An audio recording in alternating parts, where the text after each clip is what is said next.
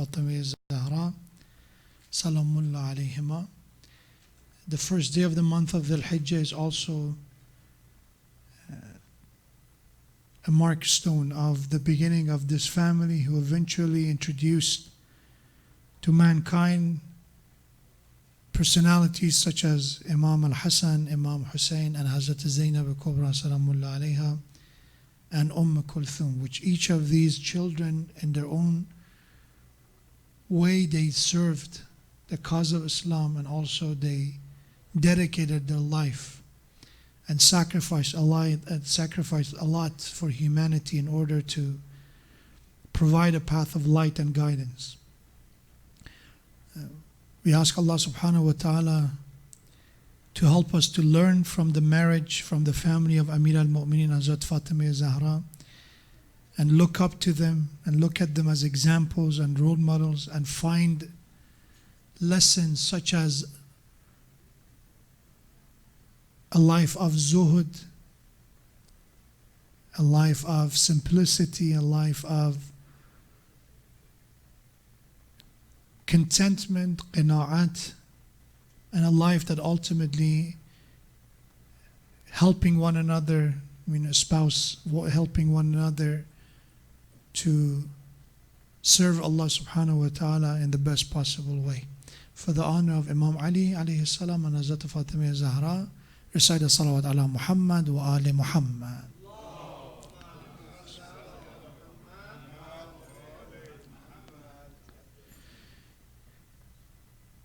So if you remember last week, for the last 2 weeks at least, we've been discussing a lesson from the words of Imam as-Sadiq alayhi salam.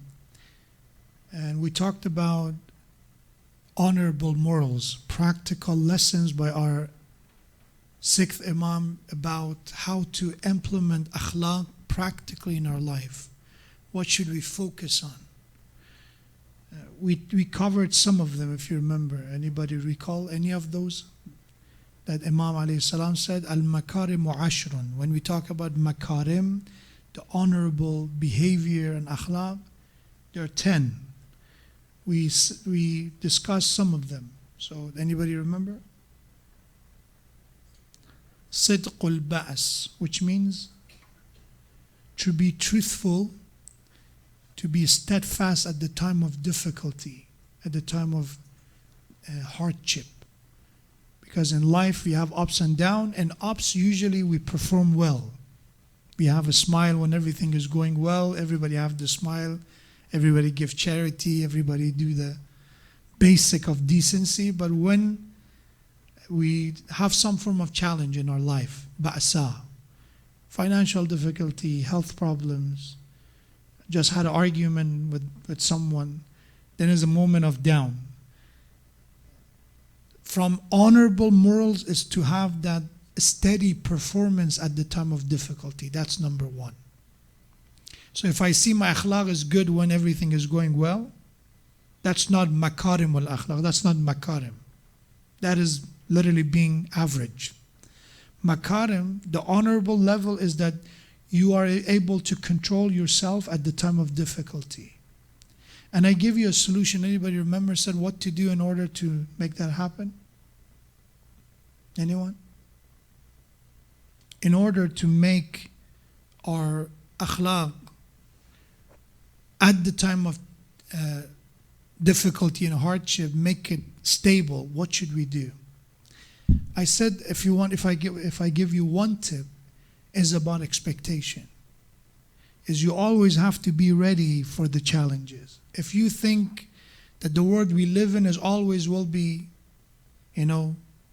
lovey-dovey, happily ever after, whatever the words they use, you won't be able to prepare yourself for the challenge. But when you understand that there is a possibility that you deal with an ignorant person, sometimes people come to you and said, why people are like this? I said, what do you mean? So I say salam to them and they don't even say the answer to my salam.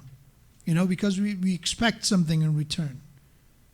Hal jaza'ul ihsan illa al-ihsan. We did the favor to them and they're not doing the same thing.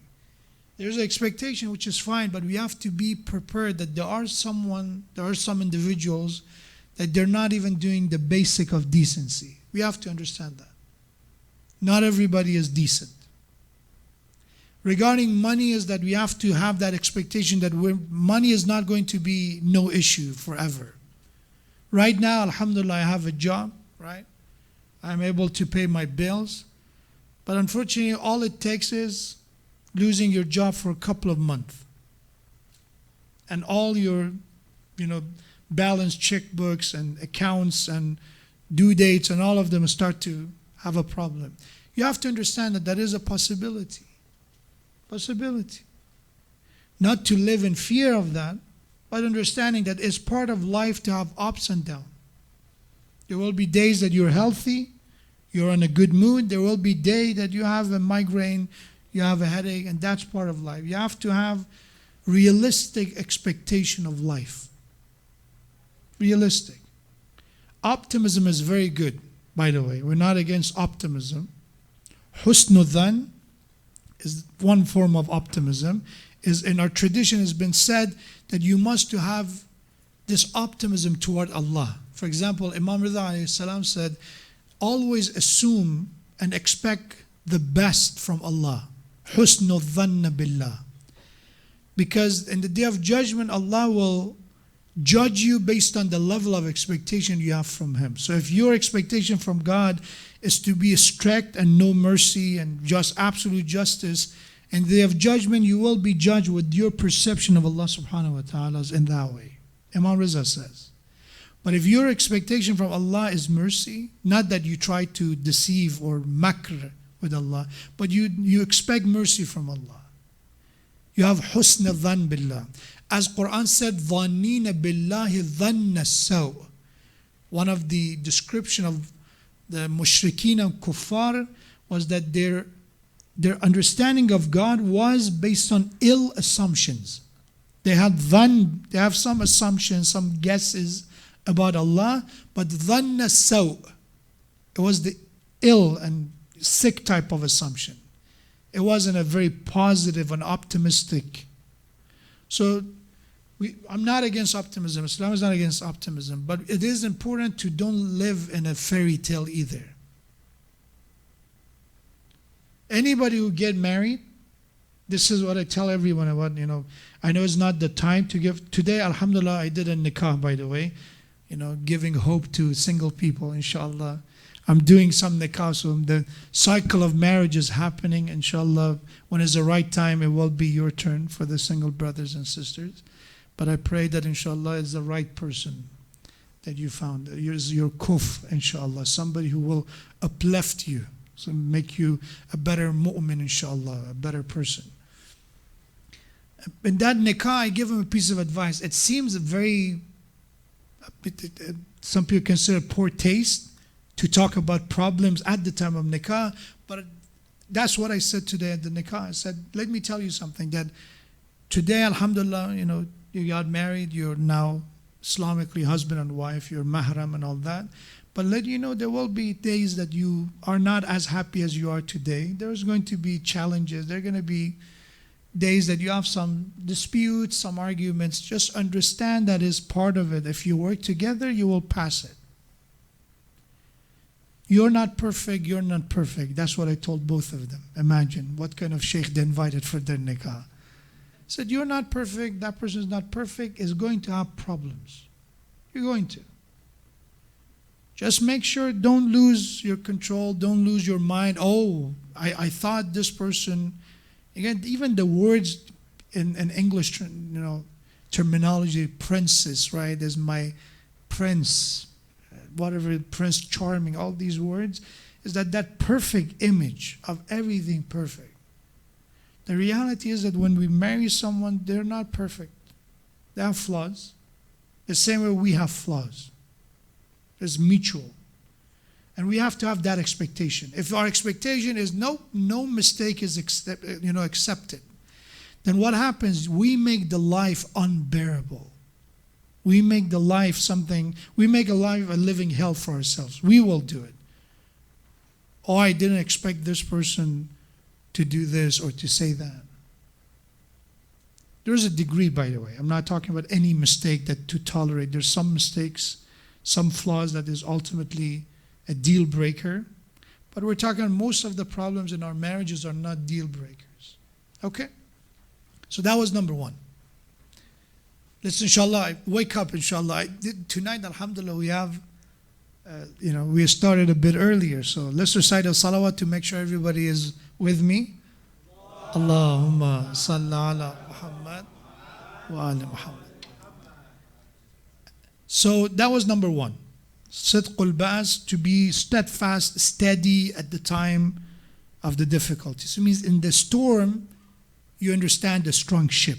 You know which ship is strong. So that is number one. What was number two?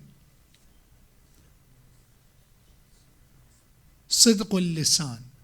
To be truthful means when it comes to our dialect, recite another salawat ala Muhammad wa ala Muhammad.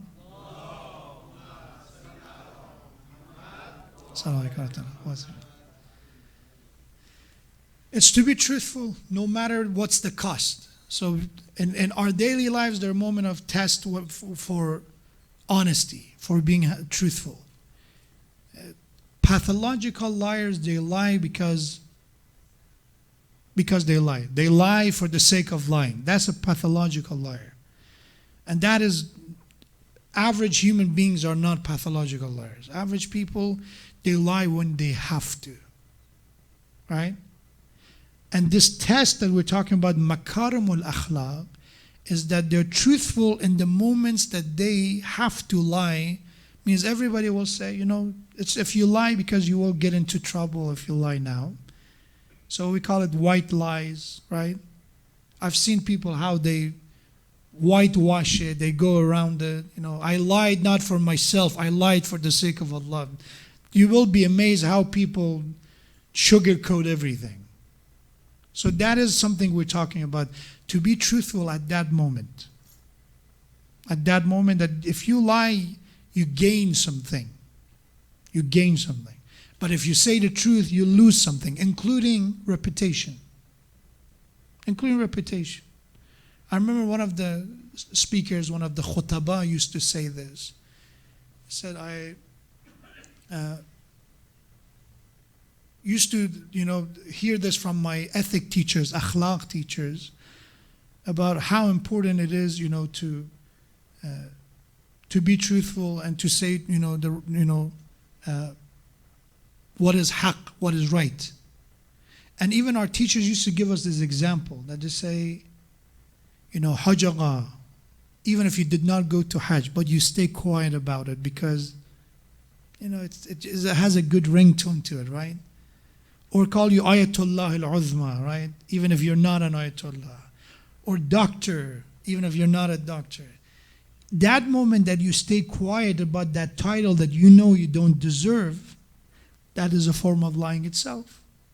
Because you're not. While you're staying quiet, you can just say, you made a mistake. This is not my title.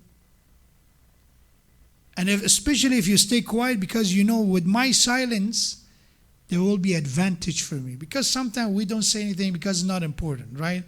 I give you an example. My last name is Modarres.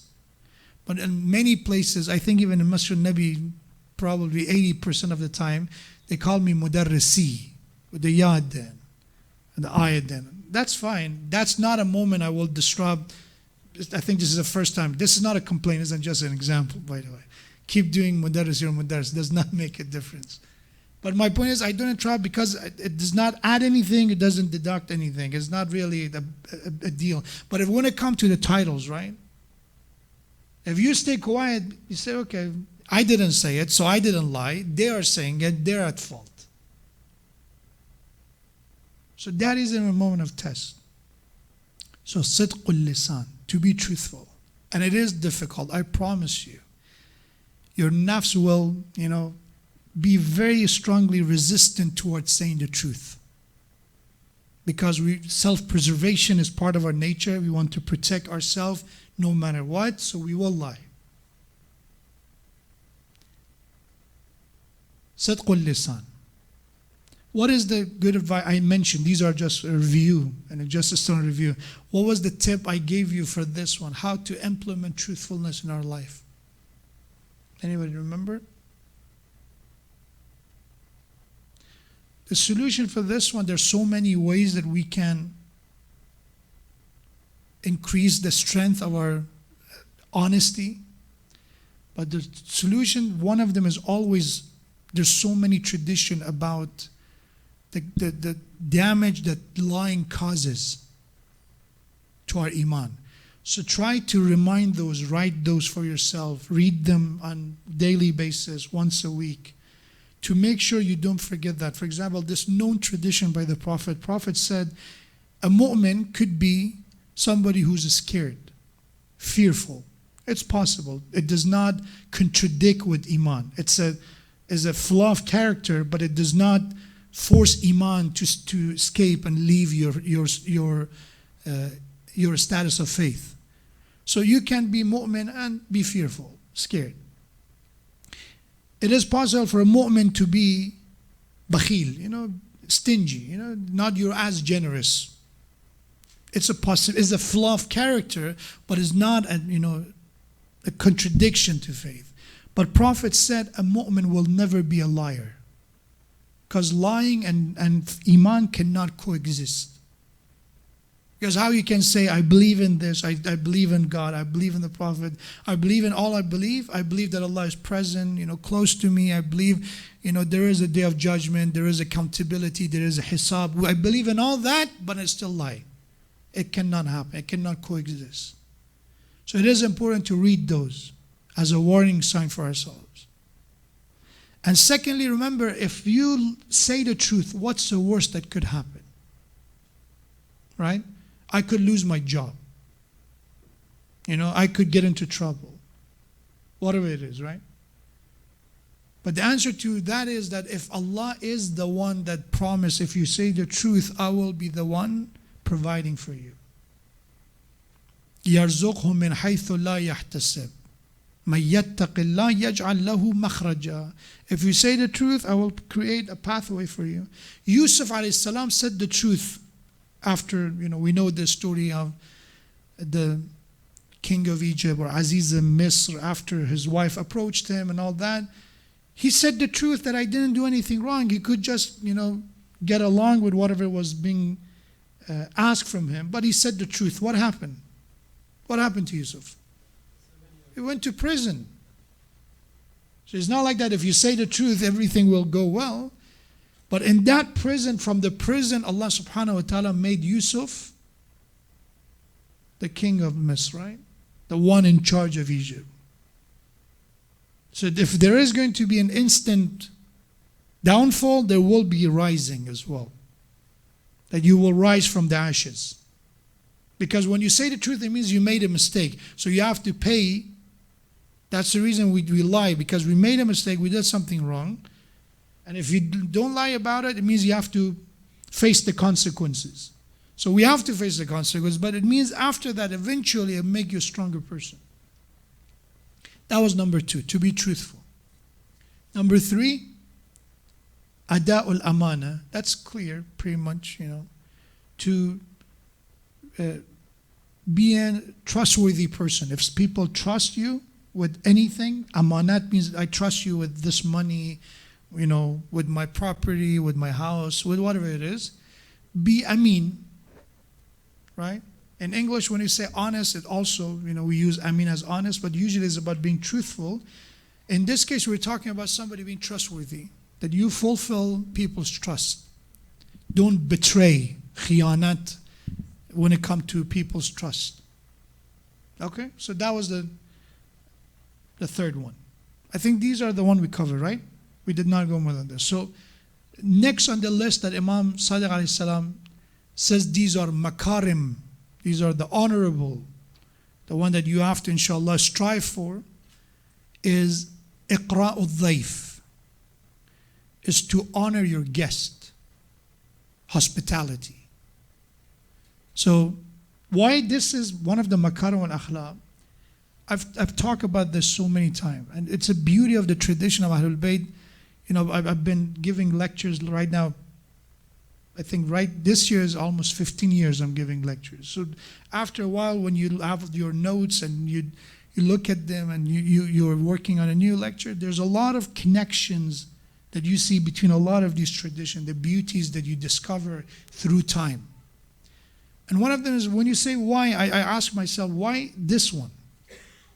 Why hospitality or honoring a guest is from one of the list of makarim al-akhlaq, is because when we talk about the makarim, we're talking about somebody who's not selfish. Selfishness is not one of the characteristics of somebody with akhlaq. And when you honor the guest, it means you honor someone beside yourself. And when you talk about a guest, you're not talking about a customer. Because sometimes we honor somebody, we respect them, we ask them how they're doing, how's their day been, because we have to. We work in that company, we have to say it. That's a formality. And we gain something out of that interaction. But sometimes when you have a guest, what do you gain out of being a good host for a guest? What do you gain? It's not like that. I'm pretty sure there are some apps out there that you charge somebody money and let them stay overnight. There are some apps, ride sharing and room sharing and all that.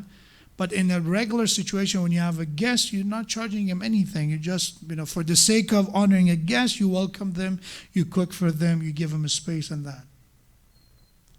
And that is part of the selfless part of the existence of the man. In our time, in our environment, this is not a thing, especially in America. Hospitality, what is that? What is that?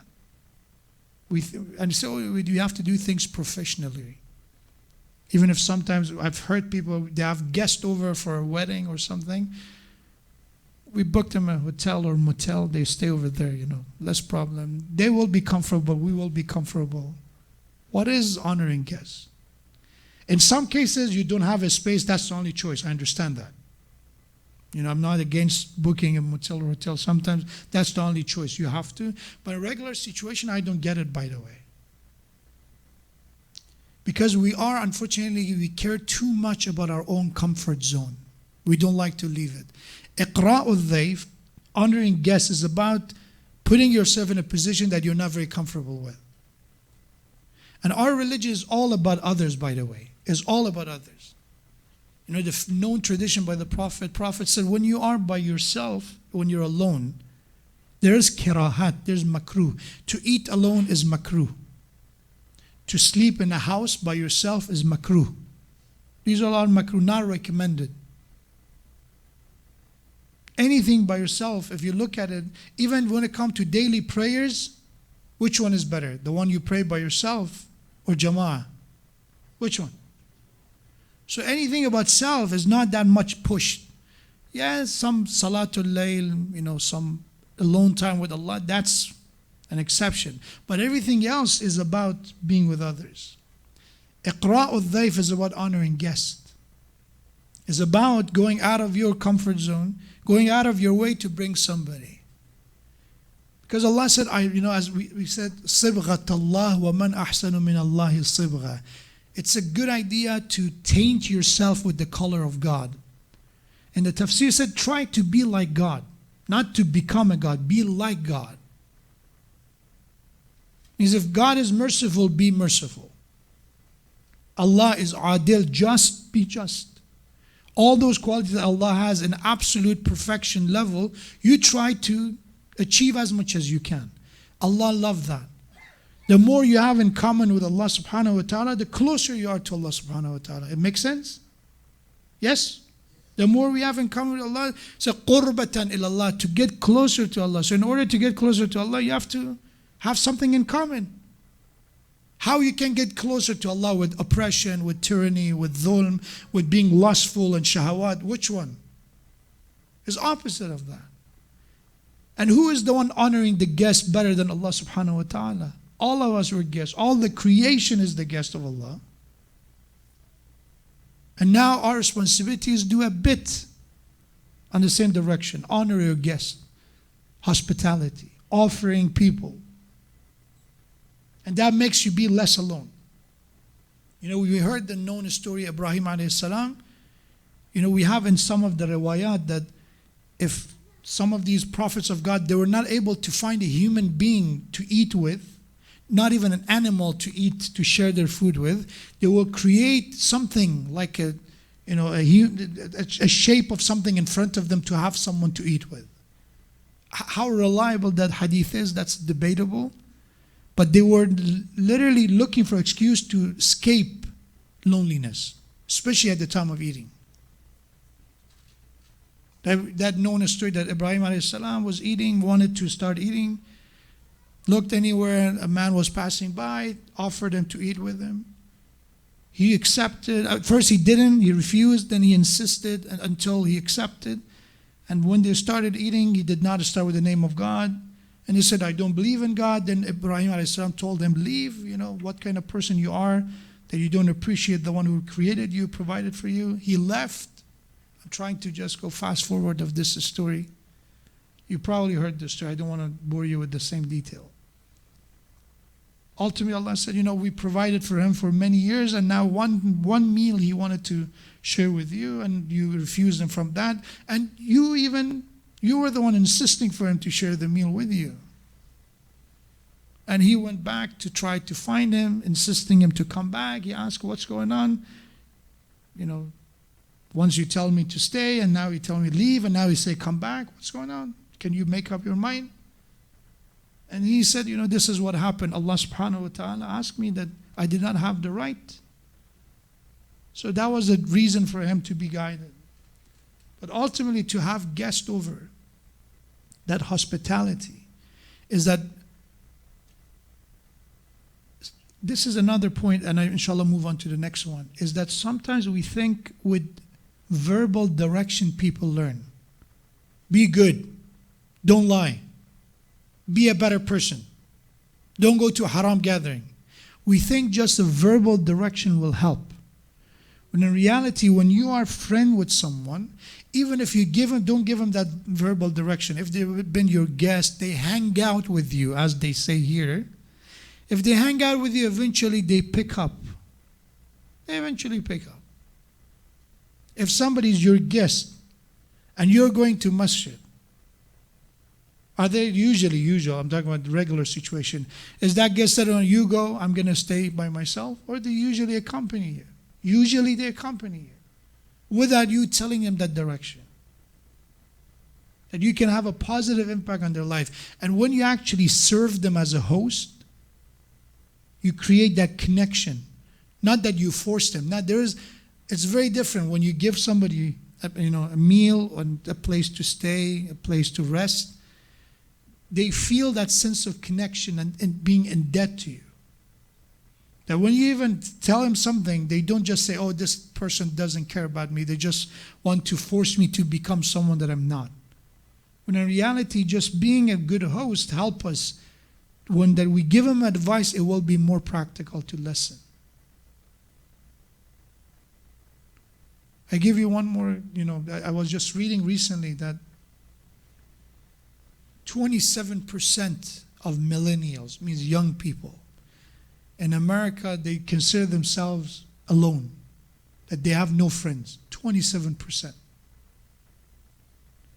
So when we talk about hospitality, having guests over, usually your guests have some friendship, some connection with you, right? We're living at a time that people have hundreds of followers on social media platforms. But right now, in the last few decades, this is the highest, by the way. They compared the data, they compared the statistic. This millennial generation is the loneliest in the last few decades. We have more ways to connect, and for some reason, we are the loneliest generation that we can find. Why is that? Because expectations are not realistic from friendship. This alternative forced people to forget how to actually interact in real life example. When you talk to a real person, you cannot, let me think about this post. Let me change the angle, right? Let me add a filter. Let me delete it and repost it. In real life, you cannot do that. You are who you are.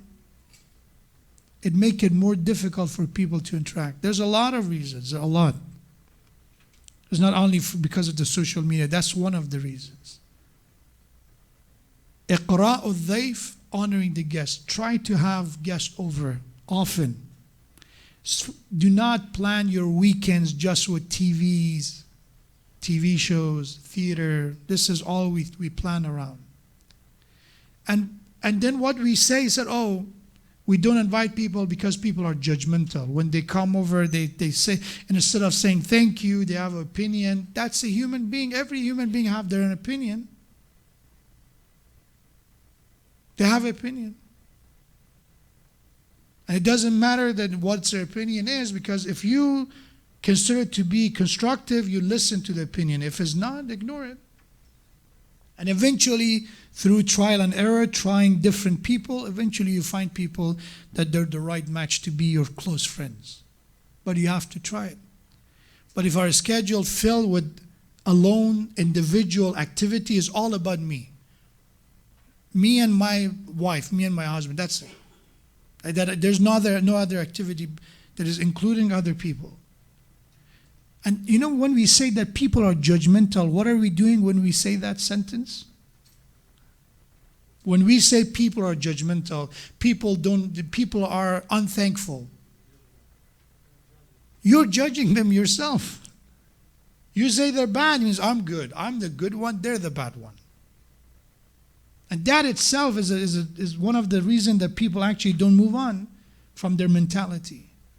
That I'm not perfect. If I go to someone's house, ask myself that question, when I was invited to someone's house, did I have an opinion as well or not? And if the answer is no, good for you. Try to hang out with people that they learn that good quality from you. But if the answer is no, I also had some judgment, some opinion when I was invited. So you're hanging out, you are interacting with people similar to you. What's the worst that could happen? We need that. For our children, we need playmate, hambazi. We don't need bigger iPads. We don't need newer console games. We need them to play with their own peers, similar age. And through that interaction, they learn. May Allah inshallah give us the tawfiq to learn this one point. Iqra'u dhayf. To honor to promote hospitality, to promote visiting one another. You know, Saleh Rahim in America is not an option for so many people. Because so many of us, we don't have relatives. You're a student here, you just came yourself, or maybe one family member you have. So you can call and do Saleh Rahim over the phone with them. But when it comes to Iqra'u dhayf, when it comes to inviting and accepting invitation, interacting with the mu'mineen in our community, alhamdulillah, we have options that we have to appreciate. May Allah subhanahu wa ta'ala give us the tawfiq to learn from the message of the Quran, to learn from the message of the Prophet and his family, especially these word of wisdom from Imam al-Sadiq alayhi salam. And may Allah give us the tawfiq to implement morals, honorable morals, makarim al-akhlaq in our daily lives, inshaAllah. Wassalamu alaikum wa rahmatullahi wa barakatuh.